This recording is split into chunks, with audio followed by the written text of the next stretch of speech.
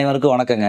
இப்போ முழங்கால் வலி அப்படின்னாலே ஒரு வயசானவங்களுக்கு வர பிரச்சனை. வயசானதுனால முழங்கால்லாம் நான் ரொம்ப கஷ்டப்பட்டுருக்கிறேங்க, ரொம்ப நாளாக நடந்திருக்கிறேங்க, ரொம்ப அதிகமாக ஸ்ட்ரெயின் பண்ணி ஒர்க் பண்ணிக்கிறேங்க, எனக்கு முழங்கால் மூட்டு தேஞ்சு போச்சுங்க அப்படின்னு ஒரு 60 வயதானவர்களுக்கு வருகிற மூட்டு வலி அப்படிங்கிறது முழங்கால் தேய்மானத்தினால வரும். இப்போ இருக்கிற காலகட்டத்திலேங்க 60 வயதுக்கு உள்ள இருக்கிறவங்க, இந்த 40 to 60 அந்த ஃபேமிலியில் முக்கியமான மெம்பர், அவங்கள நம்பி தான் அந்த ஃபேமிலியை ரன் ஆகும்.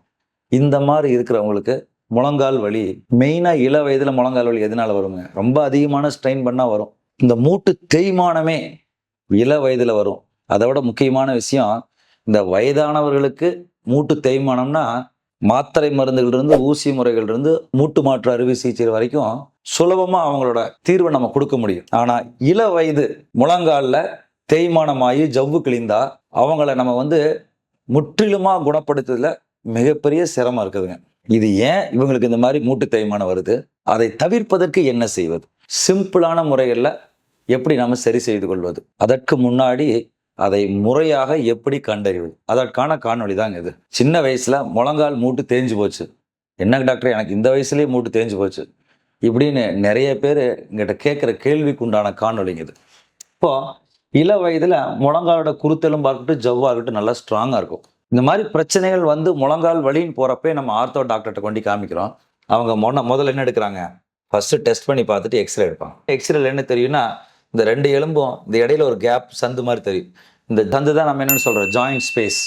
அந்த சந்துல ஜவ்வுகள் இருக்கும். அது எக்ஸ்ரேவில் தெரியாத காரணத்தினால் அது சந்தாக தெரிகிறது. அந்த சந்தை வச்சு தான் கேப் நல்லா இருந்துச்சுன்னா அந்த ஜவ்வுல நல்லா இருக்கு, திக்னஸ் இருக்குன்னு அர்த்தம். அது தேய்ந்து விட்டால் மூட்டு தேய்மானம் அப்படின்னு நம்ம சொல்றோம். இது இள வயதில் ஏற்படும். இந்த எக்ஸ்ரே விட பெட்டரான எக்ஸ்ரே அப்படின்றது 2 காலை நிக்க வச்சு எடுக்கிறப்ப இந்த ஒரிஜினல் இந்த ஜாயிண்ட் இங்க பாத்தீங்கன்னா இந்த எலும்புக்கு இந்த எலும்பு கடையில கேப் இருக்கு, இந்த எலும்பு கடையில இந்த எலும்பு கடையில கேப் இருக்கு. இதுதான் ஜாயிண்ட் ஸ்பேஸ். முக்கியமா இது முழங்காலோட உள்பக்கமான மூட்டுல தான் அதிகமா தேய்மானம் ஆகும். அப்ப அந்த ஜாயிண்ட் ஸ்பேஸ் நன்றாக இருந்தால் உங்கள் எலும்பு மூட்டு நன்றாக இருக்கு என்று அர்த்தம். இதையே முழுமையா, அதாவது ஒரு ஃபுல் பிக்சர், ரியலா மூட்டு தேய்மானம் இருக்கா இல்லையா? சில நேரங்கள் இந்த எக்ஸ்ரே எடுத்து பார்க்கும்போது மூட்டு தேஞ்ச மாதிரி இருக்கும், கொஞ்சம் லைட்டா உங்களுக்கு மூட்டு தேய்மானம் ஆரம்பிக்குது அப்படின்னு நம்ம சொல்லுவோம். இந்த எக்ஸ்ரே பார்க்குறப்ப இல்லைங்க மூட்டு தேய்மானம் இல்லை, கரெக்டாக தான் இருக்குன்னு சொல்லுவோம்.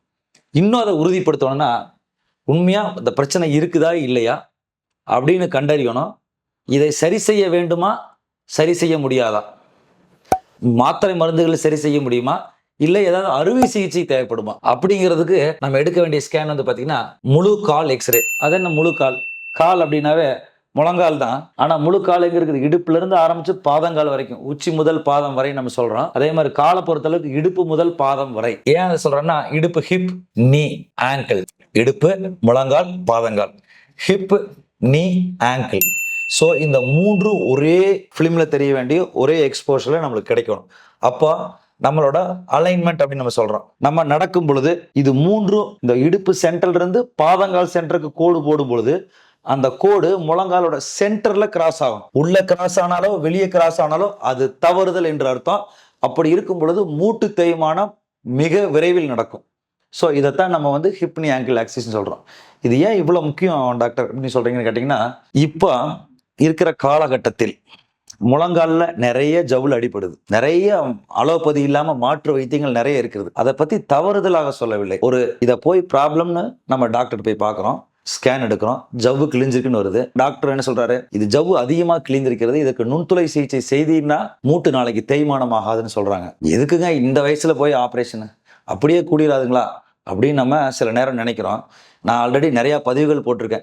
80% தன்னாலே கூடும். நீங்க சாதாரண பிசியோதெரப்பி முறைகள், எக்ஸசைஸ், ஆயின்மெண்ட், சாக்ஸ் போட்டு ரெஸ்ட் கொடுத்து அதை ட்ரீட்மெண்ட் பண்ணா நல்லா ஆயிரும் நான் சொல்லியிருக்கேன். ஆனா இந்த 20% இருக்கு பாத்தீங்களா, 80% சரியாயிடும், 20% சரியாகாம இருக்கும் பாத்தீங்களா, பிரச்சனை அதிகமா இருக்கும். ஜவ்வு அதிகமாக கிழிந்திருக்கும், முற்றிலுமா கட்டாயி பேலன்ஸ் இல்லாம இருக்கும் காலு. இது போன்ற ஜவ்வு கிழிதல்களை நம்ம முறையாக ட்ரீட்மெண்ட் மேற்கொள்ளாம அறுவை சிகிச்சை பயந்து கொண்டு இருக்கும் பொழுது அது என்ன ஆகும்? ஒண்ணு கிழிந்தது அடுத்ததை பாதிக்கும். ஜவ்வு கிழிந்தால் அடுத்து என்ன ஆகும்? இந்த குருத்தெலும்புகளை பாதிக்கும். குருத்தெலும்பு பாதிச்சுன்னா அதுதான் மூட்டு தேய்மானம். ஏன் சொல்றேன்னா, கடந்த 3 நாட்களாக பாத்தீங்கன்னா 25ஆம் தேதி எடுத்த எக்ஸ்ரே, இது 26ஆம் தேதி எடுத்த எக்ஸ்ரே, இது 29ஆம் தேதி எடுத்த எக்ஸ்ரே, இதுவும் 29ஆம் தேதி இன்னைக்கு எடுத்த எக்ஸ்ரே. எல்லாருமே பாருங்க 34 வயது 34 வயது பையன் ஒருத்தன் காலை வந்து ஃபுல்லா நீட்ட முடியாம கால் மடங்கி வந்தான். இந்த பதிவுகள் அறுவை சிகிச்சை செய்து கொள்ளுங்கள் என்று வலியுறுத்துவதற்காக அல்ல, இள வயதில் இவர்களுக்கு ஏன் தேய்மானம் ஆனது, எங்கே தவறு நடந்தது, இதை ஏன் இவர்கள் முறையாக சரி செய்யாமல் இப்படி மூட்டு தேய்மானத்தை ஏற்படுத்தி விட்டார்கள் என்கிற காரணத்திற்காக 34 வயசு பையனுக்கு முழங்கால் இந்த மாதிரி தேய்மானம் ஆகி ஒரு 70-80 வயது உள்ள வயதானவர்களுக்கு வரக்கூடிய தேய்மானம் 34 வயதில் வந்து விட்டது. அடுத்து இவருக்கு 40 வயது. இவருக்கு வந்து பாத்தீங்கன்னா முழங்கால்ல ஜவ்வு லைட்டா கிழிஞ்சிருந்தது. எம்ஆர்ஐ எடுத்து பார்த்தோம், மெனிஸ்கல் ரூட் டேர் அப்படின்னு வந்தது. ஃபுல் லென்த் எக்ஸ்ரே எடுத்து பார்க்கறப்ப இந்த அலைன்மெண்ட் வந்து உள் பக்கமாக போகிறது. இதை கரெக்ட் பண்ணி ரீஅலைன்மெண்ட் செய்து சரி செய்து விட்டோம். சரி செஞ்சதுல எப்படி தெரியுதுங்க, இந்த ஜாயிண்ட் வந்து கேப்பே இல்லாம இருந்துச்சு, இப்போ இந்த ஜாயிண்ட்ல கேப் வந்துருச்சு. ஸோ இந்த ஜவ்வு கிழிந்ததை சரி செய்து இந்த மூட்டோட அலைன்மெண்ட் வளைந்ததை நேர் பண்ணி இப்போ பாருங்க இடுப்போட சென்டர்ல போட்டு பாதங்களோட சென்டர்ல போட்டால் முழங்களோட சென்டர்ல இவருக்கு போகுது. ஸோ இவருடைய அலைன்மெண்ட் சரி செய்யப்பட்டது. இவரோட வயது என்னங்க, வெறும் 40 வயது தான். ஸோ இவர் ஒருவேளை இந்த நுண்துளை சிகிச்சை செய்து ரீஅலைன்மெண்ட் பண்ணாமல் இருந்திருந்தால் இந்த 34 வயது பையன் போல் மூட்டுக்கள் நல்லா தேய்ந்து, ஏன் அதை சொல்றேன்னா இந்த 40 வயதுல ஆரம்ப ஸ்டேஜிலேயே பார்த்து இவர் ரீஅலைன்மெண்ட் பண்ணின காரணத்தினால் மூட்டுகள் தேய்ந்து மூட்டு மாற்று அறுவை சிகிச்சையை தவிர்த்து விட்டோம். அவர் முழங்காலை காப்பாற்றி விட்டோம். இப்ப 34 வயதில் இவ்வாறு சரி செய்யாமல் கண்டுக்காம இருந்ததுனால மூட்டு ஃபுல்லா தேஞ்சு இதை மூட்டு மாற்று அறுவை சிகிச்சை செய்தால்தான் 34 வயது மூட்டு பையனுக்கு பண்ணாதான் நல்லாகும் அப்படிங்கிற ஒரு நிலைமை வந்திருக்கு. இது பாத்தீங்கன்னா 47 வயது, இவருக்கு பாத்தீங்கன்னா 51 வயது. இவங்கெல்லாம் எல்லாத்துக்குமே இந்த முழு ஹிப் நீ ஆங்கிள் ஆக்ஸ் எடுக்கிறப்போ இந்த ஜாயிண்ட் பாத்தீங்களா, இந்த இடத்துல எவ்வளவு சந்து இருக்குதுன்னு பாருங்க. இந்த இடத்துல சந்து கொஞ்சமா தான் இருக்கு. ஸோ இதுதான் உள்பக்கமாக ஏற்படக்கூடிய மூட்டு தேய்மானம். மூட்டு தேய்மானத்தில் நான் சொன்னது போல முழங்காலில் 3 கம்பார்ட்மெண்ட் இருக்கு. அதுல உள்பக்க கம்பார்ட்மெண்ட் மட்டும் தேய்ந்து மற்ற 2 கம்பார்ட்மெண்ட் நன்றாக இருக்கும் பொழுது ஆரம்ப நிலை இது. மீதி ரெண்டு பாகம் பாதிக்கவில்லை. அப்ப முதல் பாகத்தை சரி செய்தால் கம்ப்ளீட்டாக 3 பாகம் நல்லாகிவிடும். இதுதான் அந்த ரீஅலைன்மெண்ட். இதைத்தான் இங்கே செய்துள்ளோம். இவ்வாறு செய்ததால் இவர் முழங்கால் காப்பாற்றப்பட்டது. ஒருவேளை இவர் இதை பண்ணாவிட்டால் 34 வயது தாயக்கட்டை விளையாடுறப்ப பாம்பு கடித்து கீழே இறங்குவது போல இதை சரியாக சரி செய்யாவிட்டால் பழைய நிலைமைக்கு ரொம்ப மோசமான நிலைமைக்கு நாம் சென்று விடுவோம். இது ஒரு ஆதங்கத்தில் பதிவிடுகிறேன். ஏன்னா நம்மளுக்கும் வந்து ஒரு மருத்துவராக இருக்கும் பொழுது ஒரு 40 வயது 34 வயது ஒரு 45 வயதுல முழங்கால் தேய்கிறப்ப நம்மளுக்கே வந்து நான் சொல்லியிருக்கிறேன், வயதானவர்களுக்கு சரி செய்வது ரொம்ப சுலபம். ஏன்னா அவங்களுக்கு ஏஜ் ஆயிடுச்சு, நீ ரீப்ளேஸ்மெண்ட் ரொம்ப முடியலைங்க, நடக்க முடியலைங்க அப்படின்னா ஆப்ரேஷன் பண்ணிக்குவாங்க. பட் இள வயது அறுவை சிகிச்சை நம்ம மருத்துவர் சொல்லும் பொழுது ஒரு தடவைக்கு 2 தடவை நம்ம யோசிச்சுதான் ஆப்ரேஷன் பண்ணாம ஏதாவது சரி செய்ய முடியுமா அப்படிங்கிற எண்ணம் வந்து நம்ம மனதுக்குள்ளேயே இருக்கும்.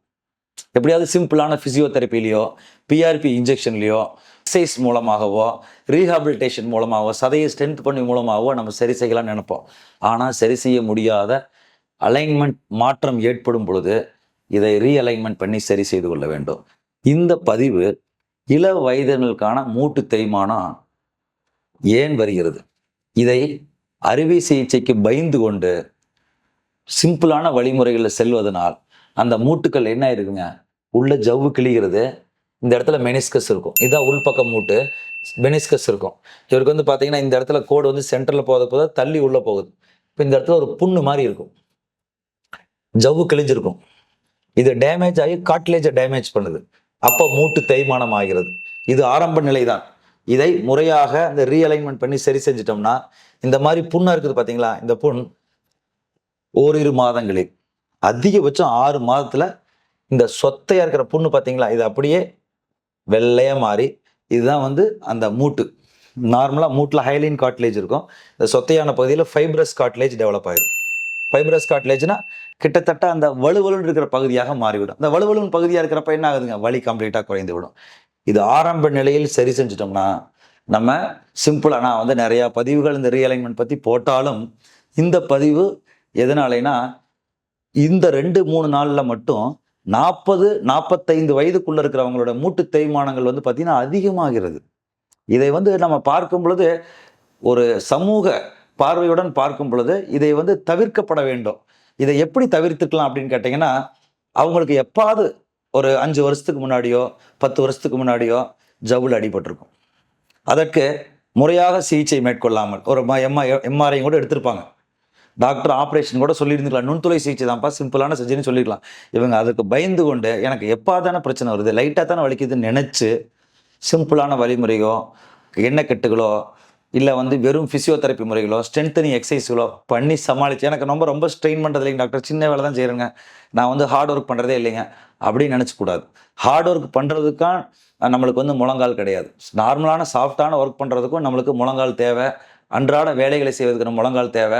ஸோ அப்படி தவிர்த்து விட்ட காரணத்தினால் இந்த மாதிரி மூட்டுக்கள் தேய்ந்து குருத்தெலும்பு பாதிக்கப்பட்டு இப்படி இள வயதிலேயே முழங்கால் மூட்டு தேய்மானத்துடன், இதில் முக்கியமான விஷயம் என்னன்னு தெரியுங்களா, அவங்க அம்மாவுக்கு பாட்டிக்கு அவங்களுக்கெல்லாம் கூட அந்த முழங்கால் நன்றாக இருக்கு. நான் நிறைய எக்ஸ்ரேஸ் வச்சிருக்கிறேன். அந்த எக்ஸ்ரேல பார்த்தீங்கன்னா 80 வயசில் முழங்கால் வழியில் வருவாங்க, பார்த்தீங்கன்னா அலைன்மெண்ட் நல்லா இருக்கு. அவர் சன்னுக்கு பார்த்தீங்கன்னா முழங்கால் லைட்டாக தேஞ்சு உள்பக்கம் மூட்டு தேஞ்சிருக்கு. ஸோ இப்போ இருக்கிற தலைமுறைகள், இப்போ இருக்கிற நிறையா பிரச்சனைகள், உணவு முறைகளாக இருக்கட்டும், நம்மளுடைய வாழ்க்கை முறையாக இருக்கட்டும், நம்மளோட உடற்பயிற்சி இல்லாத காலங்களாக இருக்கட்டும், ஜவ்வுகள் அடிபட்டு நிறைய தொழில்நுட்பங்கள் வளர்ந்தாலும் நம்ம அதற்கு மாற்று வழிகளும் நிறையா வந்துருச்சுப்போ. இப்போ நீங்கள் ஒரு பார்க்குறீங்க, ஒரு கூகுளில் பார்க்குறீங்க, இது கன்சர்வேட்டிவாக சர்ஜரி பண்ண முடியுமா, நீங்கள் போட்டிருக்கீங்களா டாக்டர், ஊசியிலேயே சரி பண்ணலான்னு சொல்கிறீங்க. டெஃபினட்டாக நம்ம இன்ஜெக்ஷனில் சரி பண்ணுறது தான் ஒரு மருத்துவர் விரும்புவார். ஏன் இன்ஜெக்ஷனில் நம்ம சரி பண்ண முடியாதுன்னு சொல்கிறோன்னா, பிரச்சனை வேறு மாதிரி இருக்குது. இன்ஜெக்ஷனில் ஆரம்ப நிலையில் கேட்கும், அலைன்மெண்ட் மாறிச்சுன்னா அந்த அலைன்மெண்ட்டை சரி செய்தால் மட்டுமே அந்த வலியை குறைக்க முடியும். இந்த காலே வளைஞ்சு பெண்டாகி கிடக்கும், அவங்க ஊசியிலே சரி பண்ணிக்கலாமான்னு கேட்குறீங்க. டெஃபினட்டாக தற்காலிகமான ட்ரீட்மெண்ட் இருக்க முடியாது. நிரந்தரமாக அதை சரி பண்ணணும்னா அதற்கு அந்த வளைந்த காலை நேர் செய்ய வேண்டும், அலைன்மெண்ட்டை சரி செய்ய வேண்டும். அதனால தான் அந்த எக்ஸ்ரேல இடுப்பு, முழங்கால், பாதங்காலை பற்றி அவ்வளோ இம்பார்ட்டன்ஸ் நம்ம சொல்கிறோம், அவ்வளோ முக்கியத்துவம் நம்ம சொல்கிறோன்னா, ஏன் திருப்பி திருப்பி அந்த டாக்டர்ஸ் நம்ம சொல்லிகிட்டே இருக்கிறோம் அப்படின்னா, அதுதான் முக்கியம். அதாவது அதுதான் மூலக்கருத்து, அதுதான் ஒரு இம்பார்ட்டண்ட்டான ஒரு நாலேஜ். அப்படிங்கன்னா இந்த காணொலியிலிருந்து நீங்கள் கற்றுக்கொள்ள வேண்டியது என்னென்னா, தெரிந்து கொள்ள வேண்டியது என்னென்னா, அந்த முழங்கால் வளைவு இருந்தால் வளைவை சரி செய்ய வேண்டும், அப்பொழுதுதான் சரியாகும். ஒருவேளை ரொம்ப இந்த மாதிரி வளைஞ்சிருச்சு, இப்படி பாருங்க வி மாதிரி இருக்கு, இப்படி வளைஞ்சிருச்சுன்னா என்ன பண்றது? நீ பாருங்க எங்க வந்திருக்கோம், நியாயப்படி இது இப்படி வந்திருக்கணும், இங்க இருக்கணும் இந்த முட்டிங்கால், ஆனா வெளியில் இவ்வளவு தூரம் தள்ளி போய் வி மாதிரி வந்துருச்சு. இதை ரீஅலைன்மெண்ட் பண்ண முடியுமா அப்படின்னா கண்டிப்பா முடியாது.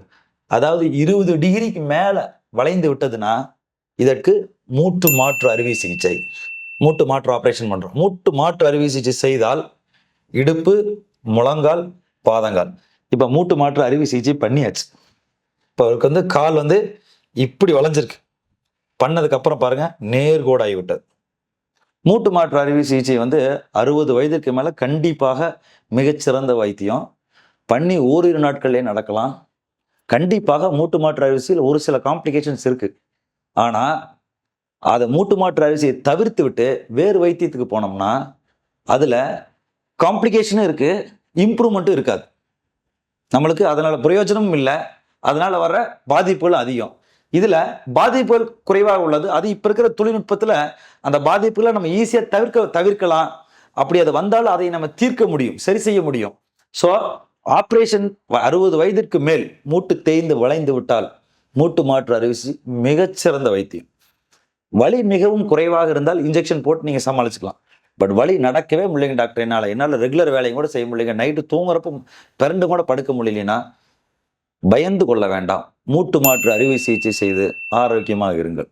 இள வயது மூட்டு ஜவ்வுகள் பிரச்சனை சிம்பிளாக வரும் பொழுது ஆரம்பத்திலேயே அதை சரி செய்து முறையான வைத்தியம் மேற்கொண்டு அந்த ஜவ்வு பிரச்சனை குருத்தெலும்பு பிரச்சனையாக மாறாமல், மூட்டு தேய்மானம் ஆகாமல் தவிர்த்து கொள்வது நம்மளுடைய ஆரோக்கியத்துக்கும் நல்லது, நம் மூட்டுகளுக்கும் நல்லது, நம் வாழ்க்கை முறையும் நன்றாக இருக்கும். ஸோ இள வயது மூட்டு தேய்மானங்கள் இனி வரும் காலங்களில் மிகவும் அதிகமாவதற்கு தொழில்நுட்பத்தை நம்ம நிறைய யூஸ் பண்றோம்.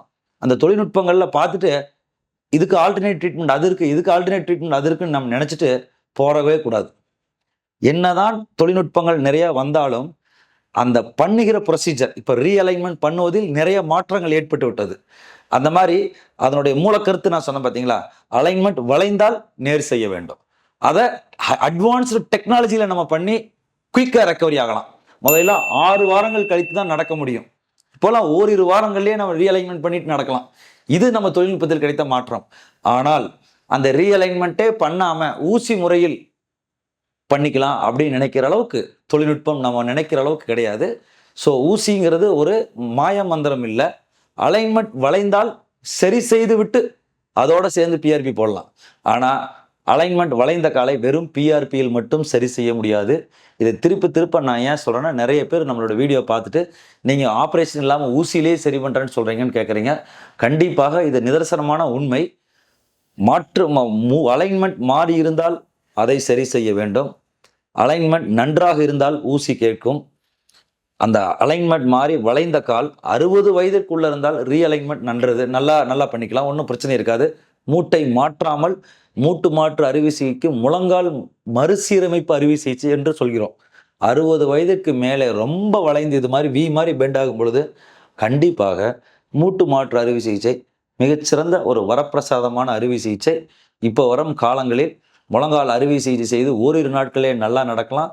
25-30 வருடங்கள் எந்த தொந்தரவும் இல்லாமல் இருக்கலாம். ஸோ இந்த பதிவிலிருந்து நீங்கள் நிறையா கற்றுக்கொண்டீங்கன்னு நினைக்கிறேன். கொஞ்சம் குழப்பன மாதிரியும் இருக்கும். ஆனால் தெரிஞ்சுக்க வேண்டிய விஷயம், ஆடுற மாட்டை ஆடி கறக்கணுங்கிற மாதிரி ஆரம்ப ஸ்டேஜில் இருந்தால் இன்ஜெக்ஷனில் கேட்கும். பாடுற மாட்டை பாடி கறக்கிற மாதிரி ரொம்ப பிரச்சனை அதிகமாக இருக்குது அப்படின்னா அதை அந்த முறைக்கு மறுசீரமைப்பு தேவையா, ரீஅலைன்மெண்ட்டா, இல்லை வயதானதால் மூட்டு மாற்று அரிசியா? ஸோ இதில் நம்ம எந்த இதில் இருக்கணும் அப்படிங்கிறத உங்களுடைய எலும்பு முறிவு அணுகி அதற்கு உரிய பரிசோதனை செய்து அதற்கு உரிய சிகிச்சைகள் மேற்கொள்ளுங்கள். ஆரோக்கியமாக இருக்க வாழ்த்துகிறோம். நன்றி, வணக்கம்.